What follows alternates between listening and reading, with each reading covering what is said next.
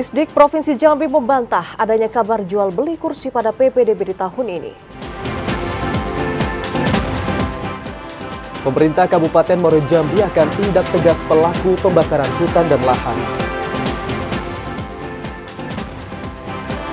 Antarli melakukan coklit untuk warga suku Anak Dalam di Dusun Dwi Karyabakti, Kabupaten Bungo.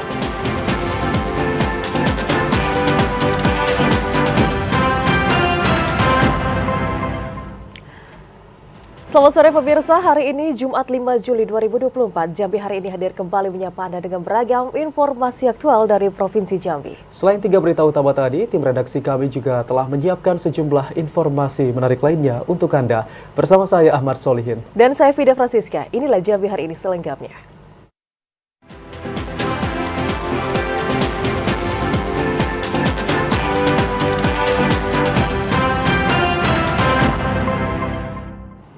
Dinas Pendidikan Provinsi Jambi membantah kabar negatif tentang adanya jual beli kursi SMA dan SMK negeri pada penyelenggaraan PPDB tahun ajaran baru 2024-2025. Pelaksanaan PPDB telah dilakukan sesuai aturan dan ketentuan yang berlaku.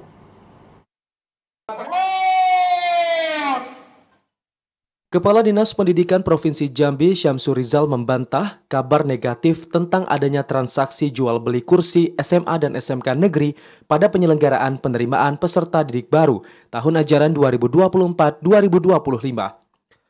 Syamsur Rizal mengatakan, hingga saat ini setelah ditutupnya proses PPDB pada 25 Juni lalu, belum ada bukti valid yang dapat dipertanggungjawabkan terkait kabar negatif itu. Informasi yang berkembang tentang adanya jual beli kursi SMA dan SMK hingga mencapai nominal 25 juta rupiah belum ada yang ditindaklanjuti karena tidak ada bukti.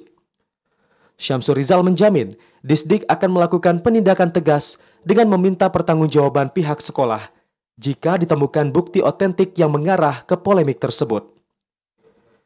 Penandatanganan fakta integritas yang telah dilakukan sebelum dimulainya penyelenggaraan PPDB menjadi aturan yang mengikat agar proses PPDB dapat berlangsung sesuai ketentuan.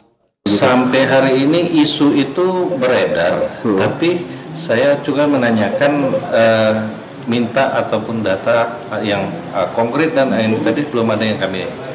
Itu pun kalau memang ada kan saya harus kejar siapa menerima, siapa yang ini. Cuman diduga, selalu diduga. Berdasarkan keputusan Gubernur Jambi, total kuota PPDB untuk SMA dan SMK negeri pada tahun 2024 mencapai 50.947 peserta didik, terdiri dari 29.995 untuk jenjang SMA dan 20.952 untuk jenjang SMK. Randy Arta, TVRI Jambi melaporkan. Saudara, hingga akhir bulan Juni tahun 2024 ini, terdapat 18 titik panas yang terpantau di Kabupaten Tebo. Berdasarkan data tersebut, Manggala Agni saat ini terus gencar menggelar patroli mandiri untuk bisa meminimalisasi terjadinya kebakaran hutan dan lahan. Berdasarkan prediksi BMKG Jambi, Kabupaten Tebo akan memasuki musim panas pada Juli 2024. Meski memasuki musim panas, namun masih terjadi hujan dengan intensitas sedang. Kepala Manggala Agni, Daop Sumatera 12 Muara Tebo, Tata Jalur Arifa mengatakan, hujan yang terjadi disebabkan teknologi modifikasi cuaca atau TMC. Berdasarkan data Sipongi, hingga akhir Juni 2024 terdapat 18 titik panas terpantau di sejumlah daerah dalam wilayah Kabupaten Tebo. Saat ini Manggala Agni Daop Sumatera 12 Muara Tebo menggencarkan patroli mandiri untuk meminimalisasi terjadinya kebakaran hutan dan lahan. Tata Jalur Arifa mengimbau masyarakat untuk mencegah terjadinya karhutla, terutama di lahan gambut. Intizam, TVRI Jambi melaporkan. Pemerintah Kabupaten Tebo menetapkan status siaga kebakaran hutan dan lahan. Penetapan status siaga darurat tersebut terhitung sejak tanggal 5 Juli hingga Oktober mendatang. Penetapan status siaga kebakaran hutan dan lahan disampaikan saat menggelar rakor pencegahan kebakaran hutan dan lahan pada Jumat siang. Kepala BPBD Kabupaten Tebo Nafri Junaidi mengatakan, dasar penetapan status siaga karhutla ini berdasarkan arahan Presiden dan memasuki puncak musim kemarau. Dalam menghadapi puncak musim kemarau, Pemkab Tebo telah melakukan berbagai persiapan, salah satunya personil dan peralatan kebakaran. Penetapan status siaga karhutla akan dilaporkan ke PJ Bupati Tebo dan akan dilakukan rapat teknis dan koordinasi bersama pihak swasta seperti perusahaan dan perkebunan. Rapat penetapan status siaga karhutla dihadiri instansi terkait seperti TNI Polri, BPBD, Manggala Agni, Damkar, dan beberapa instansi lainnya. Intizam TVRI Jambi melaporkan. Saudara, di bawah kepemimpinan PJ Bupati Raden Najmi, pemerintah Kabupaten Muaro Jambi pada saat ini gencar melakukan antisipasi karhutla. Selain dengan membentuk tim Satgas Karhutla, Pemkab juga akan menindak tegas para pelaku pembakaran lahan.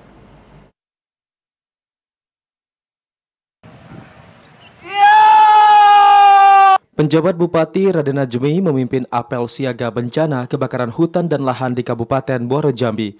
Apel siaga itu digelar untuk mengetahui kesiapan petugas dalam menghadapi bencana karhutla yang sering mengancam wilayah Kabupaten Muaro Jambi saat musim kemarau. Raden Najmi mengatakan pencegahan merupakan upaya utama yang dilakukan dalam menghadapi bencana karhutla. Dengan meningkatkan pengawasan, bencana karhutla akan dapat diminimalisasi. Selain mengimbau seluruh lembaga terkait meningkatkan koordinasi dan pengawasan pencegahan karhutla, Raden Najmi juga minta pemerintah desa dapat membantu tim Satgas melakukan sosialisasi dampak buruk karhutla. Kapan sarana prasarana sudah siap semua. Jadi kita memang apel siaga ini dalam arti kata tinggal mensinergikan, mengkoordinasikan agar kekompakan itu terjaga. Pada apel yang berlangsung di lapangan kantor Bupati itu, Raden Najmi mengecek kesiapan para personil dan peralatan pemadaman api, seperti mesin air, kendaraan, dan peralatan lainnya. Azam Afnan, TVRI Jambi melaporkan. Beralih ke informasi lain, para petani di Desa Danau Kedap, Kecamatan Marosebo, Kabupaten Muaro Jambi terancam gagal panen. Tanaman padi yang baru ditanam kini rusak dimakan hama keong. Tidak hanya masa tanam yang mundur, petani padi di Desa Danau Kedap, Kecamatan Marosebo, Kabupaten Muaro Jambi diresahkan dengan serangan hama keong. Hama keong yang merusak bibit padi yang baru ditanam membuat tanaman padi tidak tumbuh dengan baik. Bahkan serangan hama keong hanya menyisakan batang padi. Kondisi itu tentu merugikan petani karena telah mengeluarkan biaya penyemaian padi. Untuk mengantisipasi serangan hama keong, para petani hanya dapat mengambil keong secara manual. Ada yang 2 bulan lah. 2 bulan ya? Sampai nyemean kan, sampai dadar kayak ini. Banyak yang sudah habis, Pak ya? Iya. Itu dimakan atau dicabutnya, Pak? Dimakan, Pak. Ya. Serangan hama keong membuat hasil panen padi menurun seperti tahun sebelumnya. Di luas lahan yang berukuran 10 meter persegi, petani hanya dapat memanen 4 karung padi yang berukuran 50 kg. Petani berharap pemerintah Kabupaten Muaro Jambi dapat memberikan bantuan pembasmi hama keong agar hasil panen dapat kembali maksimal. Azam Afnan, TVRI Jambi melaporkan. Saudara, KPU Provinsi Jambi akan melaksanakan rekapitulasi pemungutan suara ulang pada 6 Juli besok. Informasi selengkapnya akan kami hadirkan usai pariwara berikut ini. Tetaplah bersama kami.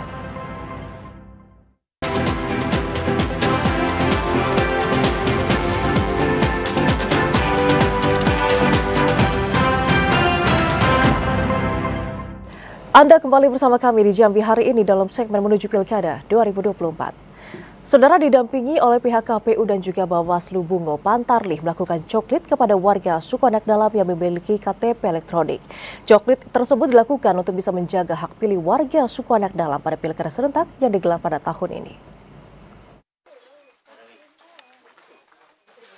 KPU bersama Bawaslu Bungo mendampingi Pantarlih mengakomodir hak pilih dalam pencocokan dan penelitian atau coklit bagi warga suku anak dalam SAD untuk pemilihan kepala daerah pada 27 November mendatang.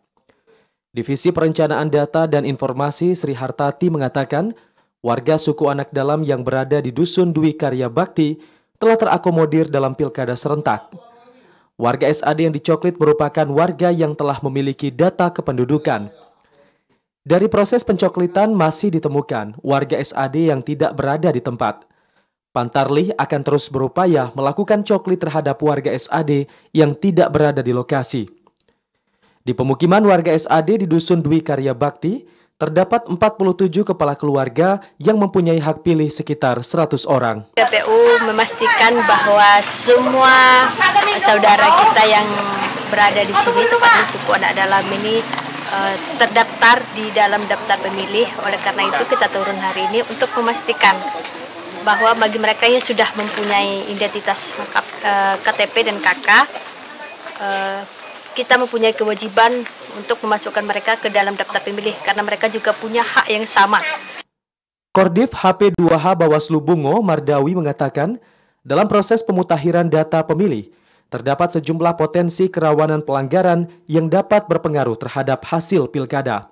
Di antaranya, Pantarlih tidak mendatangi pemilih secara langsung atau door-to-door dan tidak menghapus pemilih yang tidak memenuhi syarat. Muhriandi, TVRI Jambi melaporkan. Panwaslu Kelurahan Desa atau PKD memastikan proses coklit di Tanjung Jabung Timur berjalan lancar. Setiap hari PKD wajib melakukan uji petik sebanyak 10 kepala keluarga. Proses pencocokan dan penelitian atau coklit telah berlangsung selama 12 hari oleh petugas Pantarlih. Pada tahapan ini, petugas mendatangi langsung rumah warga untuk memvalidasi data pemilih jelang Pilkada 27 November mendatang.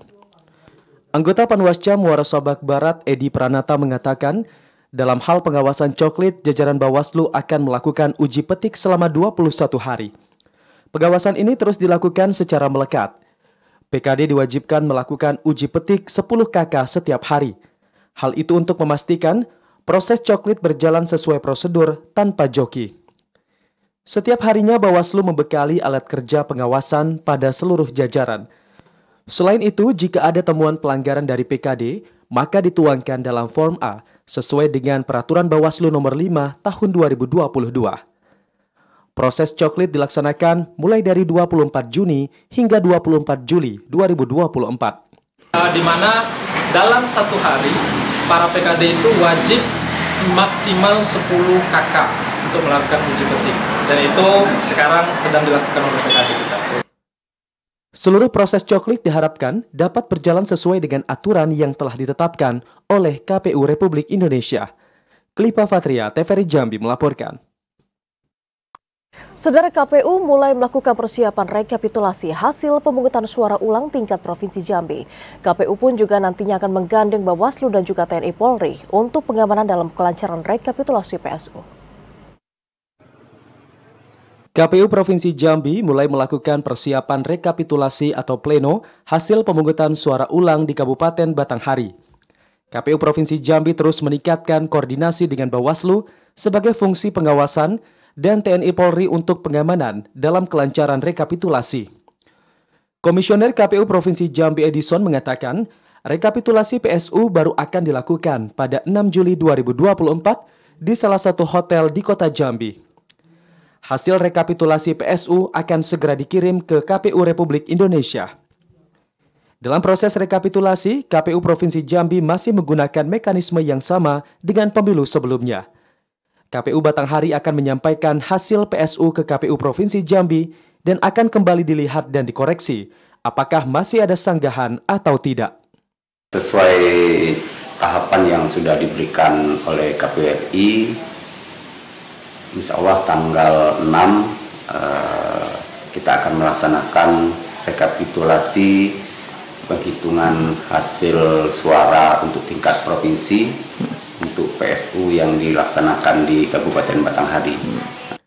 Saat ini proses rekapitulasi hasil PSU masih berada di tingkat kabupaten. Diharapkan rekapitulasi PSU dapat berjalan aman dan lancar. Joko, TVRI Jambi melaporkan. Pekerjaan instalasi pengolahan air limbah atau IPAL di Kota Jambi masih belum selesai 100%. Pemerintah Kota Jambi minta agar sisa pekerjaan IPAL dapat diselesaikan dalam waktu 1 minggu ke depan. Sejumlah pekerjaan instalasi pengolahan air limbah atau IPAL di Kota Jambi masih belum rampung. Salah satunya di kawasan Talang Banjar, Kecamatan Jambi Timur, yang masih dalam pekerjaan. Selain itu, masih ada beberapa titik lainnya yang juga masih dalam pengerjaan. Pemerintah Kota Jambi minta proyek tersebut dapat diselesaikan dalam waktu 1 minggu ke depan. Hal itu dikatakan PJ Wali Kota Jambi Sri Purwaningsih saat meninjau proyek IPAL dari Kementerian PUPR. Sri Purwaningsih berharap pengerjaan proyek IPAL dapat segera dituntaskan agar masyarakat nyaman dalam berlalu lintas. Target penyelesaian proyek IPAL berakhir pada 30 Mei lalu. Namun karena masih ada kendala teknis, target penyelesaian diundur. Kepala Balai Prasarana dan Pemukiman Wilayah Jambi, Dibyo Saputro optimis, target 1 minggu dari Pemkot Jambi dapat terpenuhi. Saat ini proyek pengerjaan IPAL telah mencapai sekitar 90% lebih. Apa yang sedang kita lihat saat ini di Lipo ini kan sebenarnya lingkupnya lebih ke pemeliharaan, perbaikan gitu, karena kebetulan jaringan pipa kita bisa dibilang seluruhnya sudah kita selesaikan, namun pada waktu dilakukan uji coba aliran ditemukan ada beberapa kondisi di mana pengaliran itu tidak lancar. Setelah dicek ternyata ada penurunan elevasi pipa. Nantinya masyarakat Kota Jambi dapat menggunakan IPAL tersebut untuk pembuangan limbah rumah tangga.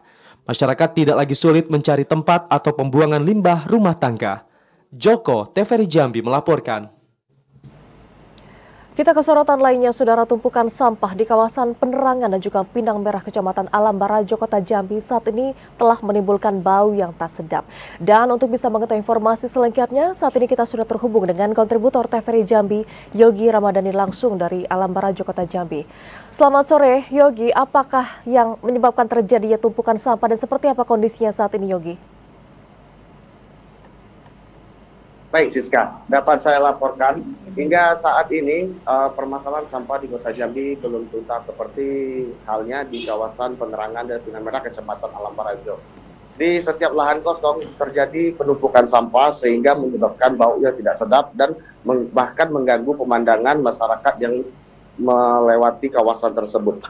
Penumpukan sampah ini terjadi lantaran kurang sadarnya masyarakat dan minimnya tempat pembuangan sampah yang dibuat oleh pemerintah. Berdasarkan hasil penelusuran, memang sepanjang jalan Penerangan hingga Pinang Merah ini minim dengan tempat pembuangan sampah, sehingga lahan-lahan kosong yang dibuang oleh masyarakat, sampah-sampah dibuang oleh masyarakat. Berdasarkan keterangan warga sekitar juga, penumpukan sampah ini lantaran kurangnya sadar masyarakat akan kebersihan serta minimnya tempat pembuangan sampah tersebut. Baik, demikian Siska. Baik, kemudian apakah ada regulasi dari Dinas Lingkungan Hidup sendiri untuk bisa mengangkut sampah setiap harinya, Yogi? Baik, untuk regulasi sendiri berdasarkan Perda nomor 5 tahun 2020 tentang pengelolaan sampah, pemerintah serta warga sekitar akan terus melakukan koordinasi untuk melakukan serta menangkap para pelaku yang melakukan pembuang sampah. Untuk sanksinya sendiri dikenakan sanksi administrasi berupa denda, yakni dari 5 juta rupiah hingga 50 juta rupiah bagi warga yang ketangkap membuang sampah sembarangan. Selain itu juga berdasarkan Perda tersebut diwajibkan untuk masyarakat membuang sampah dari pukul 6 pagi, dari pukul 6 malam hingga pukul 6 pagi. Selain itu berdasarkan informasi juga hingga saat ini pemerintah dan ketua RT setempat juga melakukan koordinasi untuk melakukan pengecekan serta koordinasi melaporkan dan menangkap para pelaku yang membuang sampah sembarangan tersebut. Demikian Siska. Baik Yogi, lalu apa harapan dari masyarakat terhadap pemerintah untuk bisa mengantisipasi ataupun juga mengatasi hal ini? Baik, harapan dari masyarakat, pemerintah segera membuat tempat pembuangan sampah tersebut di setiap kelurahan ataupun di setiap RT, sehingga tidak terjadi lagi penumpukan sampah tersebut. Baik, terima kasih kontributor TVRI Jambi Yogi Ramadhani yang melaporkan langsung terkait dengan tumpukan sampah yang menimbulkan bau tak sedap di Alam Barajo, Kota Jambi. Selamat sore dan selamat bertugas kembali, Yogi. Saudara, Satpol PP Kabupaten Merangin menertibkan PKL di ruang terbuka hijau kawasan Pasar Bawah Bangku. Informasi selengkapnya akan kami hadirkan usai jeda, tetaplah bersama kami.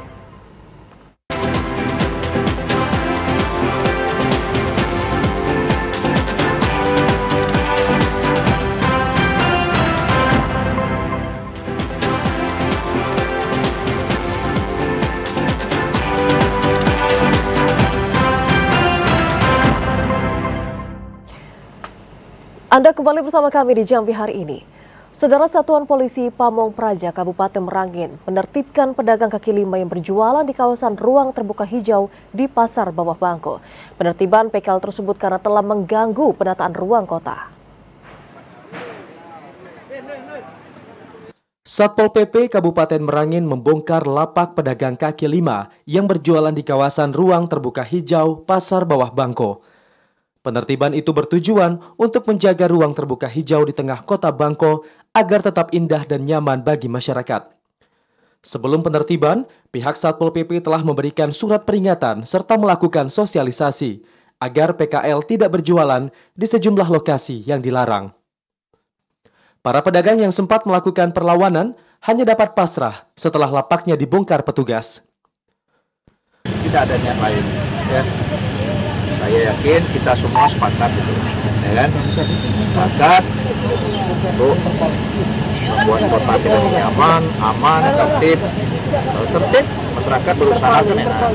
Jadi untuk diketahui, sampaikan ke masyarakat, kami dari Satpol PP siap mengawal RTH dengan menempatkan SPT petugas. Jadi RTH itu harus dijaga. Jadi staf kami pagi 7.30, stop jam 12, ganti 12 sampai jam 4, ganti jam 4 sampai jam 10 malam. Penertiban ini direncanakan akan terus dilakukan apabila pedagang kembali membandel dan nekat berjualan di kawasan RTH serta seputaran jalan protokol. Ramadan Cerbita Kasa, TVRI Jambi melaporkan. Direktorat Reserse Kriminal Umum Polda Jambi menahan 2 tersangka baru dalam kasus pemalsuan dokumen kapal di PT SBS Jambi. Penahanan tersebut dilakukan setelah 2 hari pemeriksaan terhadap para tersangka. Dan untuk mengetahui informasi selengkapnya, kami telah terhubung dengan kontributor TVRI Jambi, Ari Haryono. Halo, selamat sore. Ari, bagaimana proses penahanan 2 tersangka baru kasus pemalsuan dokumen kapal tersebut? Ya, Amsol, Direktorat Reserse Kriminal Umum Polda Jambi memang baru saja rampung membuka 2 orang tersangka baru dalam kasus pemalsuan dokumen kapal di PT Sinar Bintang Samudra atau PT SBS Jambi. 2 tersangka tersebut yaitu A, staf juru ukur dan pelayanan di Kesyabandaran di kantor Kesyabandaran atau KSUP Jambi, serta S yang merupakan pihak swasta yang mengeluarkan dokumen pembuatan kapal atau shipbuilder. Pemeriksaan ini memang berlangsung selama 2 hari sejak Rabu kemarin dan berakhir pada Kamis malam. Pasca pemeriksaan tersebut, keduanya langsung ditahan di rutan Polda Jambi. Pemeriksaan keduanya ini berlangsung lama karena penyidik ingin mengumpulkan bukti-bukti lain agar memperkuat keterlibatan keduanya dalam kasus tersebut. Direktur Reserse Kriminal Umum Polda Jambi, Kombes Pol Andri Ananta Yudhistira mengatakan bahwasanya pemeriksaan ini berlangsung lama karena penyidik ingin memastikan dan tidak tergesa-gesa atau terburu-buru dalam menentukan langkah selanjutnya yang akan bakal diambil penyidik.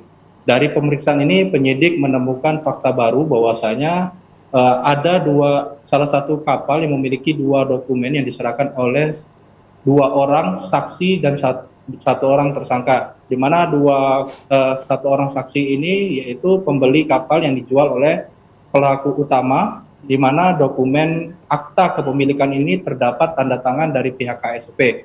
Sementara untuk salah satunya, dokumen satunya lagi yang diserahkan tidak memiliki tanda tangan dari KSUP. Oleh sebab itu, dari penemuan fakta ini penyidik bakal kembali mendalami kasus ini. Selanjutnya, penyidik juga menyebutkan bahwasanya antara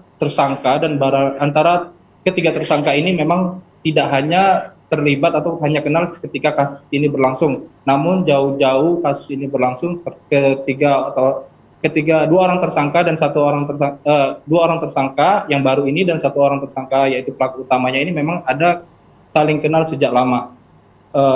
Terkait hal tersebut, tentunya penyidik bakal juga mendalami apakah memang ketiga orang ini adalah sindikat pemalsuan dokumen atau tidak. Ya, Amsol. Ya, Haryo, apakah bakal ada tersangka baru lagi dalam perkara pemalsuan dokumen kapal ini? Ya, memang dalam kasus pemalsuan dokumen kapal ini, penyidik Direktorat Reserse Kriminal Umum Polda Jambi terus menggali dan memeriksa serta mengumpulkan bukti-bukti lain yang bakal dijadikan atau memperkuat kasus ini.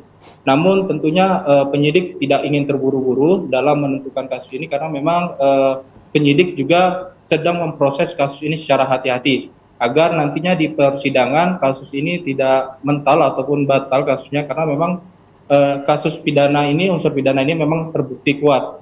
Namun tentunya dari tadi yang saya sampaikan bahwasanya penyidik juga bakal menggali apakah memang keterlibatan kedua tersangka baru ini dengan tersangka utamanya yaitu Avandi Susilo, apakah memang mereka ini sindikat. Tentunya mungkin nanti penyidik juga bakal menggali informasi tersebut. Namun tentunya penyidik memastikan siapapun yang terlibat dalam kasus ini bakal terus dikejar oleh aparat kepolisian.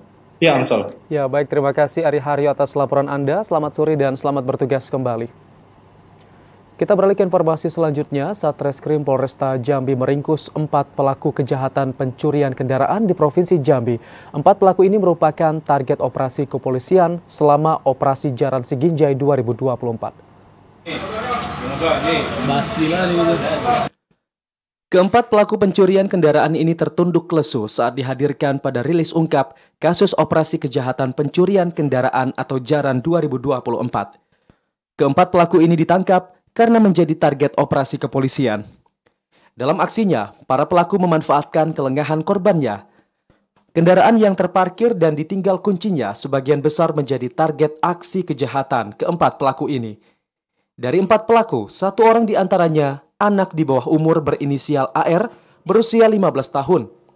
Remaja ini berperan sebagai pemetik kendaraan sebelum akhirnya dijual ke penadah. Juni, Polresta Jambi melaksanakan operasi Jaran Siginjai 2024. Kami dari Reskrim Polresta Jambi, khususnya Opsnal Ranmor, berhasil mengungkap kasus sebanyak 15 kasus, 2 TO dan 13 non-TO. Yang di Ranmor sendiri ada 2 TO dan 4 non-TO. Selebihnya di masing-masing polsek. Operasi Jaran Siginjai 2024 merupakan kegiatan polisi dalam rangka memberantas kejahatan pencurian kendaraan. Dalam operasi ini, 3 kejahatan pencurian berupa curat, curas, dan curanmor menjadi target operasi. Ari Haryono, TVRI Jambi melaporkan. Saudara, kasus kekerasan dalam rumah tangga di Kabupaten Batanghari mencapai 10 kasus. Sulitnya perekonomian masyarakat menjadi salah satu faktor dari penyebab kasus KDRT ini. Kasus kekerasan dalam rumah tangga KDRT hingga kini masih ditemukan di Kabupaten Batanghari. Berdasarkan data resmi dari Dinas Pengendalian Penduduk, Keluarga Berencana, Pemberdayaan Perempuan dan Perlindungan Anak Batanghari, PPK BP3A, kasus KDRT pada periode Januari hingga Juni mencapai 10 kasus. Mayoritas kasus KDRT ini disebabkan oleh faktor ekonomi. Kepala Dinas PPK BP3A Batanghari Muhammad Khadafi mengatakan, pihaknya terus berupaya untuk meminimalisasi terjadinya kasus KDRT, mulai dari memberikan edukasi kepada setiap keluarga, hingga langkah hukum untuk menindak oknum pelaku yang melakukan kekerasan. Kita kan melalui bidang PPA kita itu mengadakan sosialisasi terhadap untuk menekan ini. Kita ada kerjasama dengan pihak TDM namanya. Untuk memulihkan mental korban dari kejadian yang dialami, Pemkab Batanghari melakukan penanganan melalui psikolog. Ade Juniawan, TVRI Jambi melaporkan. Saudara, pemerintah Provinsi Jambi menargetkan memperoleh predikat BB pada penilaian Sakip 2024. Informasi selengkapnya akan kami hadirkan usai pariwara berikut ini. Tetaplah bersama kami.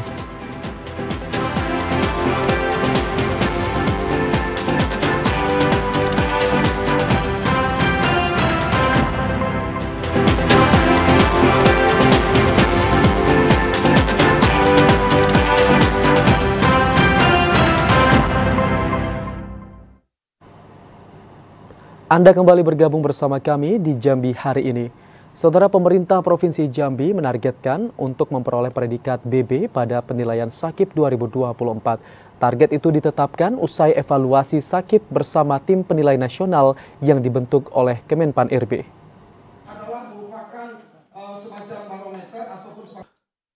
Pemerintah Provinsi Jambi menargetkan mampu memperoleh predikat BB pada penilaian sistem akuntabilitas kinerja instansi pemerintah atau SAKIP untuk tahun 2024.